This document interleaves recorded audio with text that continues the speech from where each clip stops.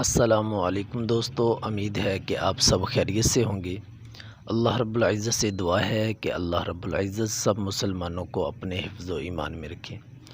دوستو، جیسا کہ تھوڑی دیر پہلے یہ خبر چل رہی تھی کہ ایئر فورس کا طیارہ گر کر تباہ ہو گیا ہے، یہ خبر بالکل فیک ہے۔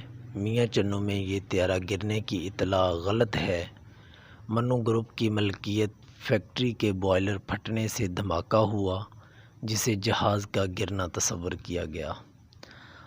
اللہ اس ملک کو تمام تر حادثات سے محفوظ فرمائے، آمین۔ اور اس طرح کی جو دوست اس طرح کی فیک خبریں ڈالتے ہیں،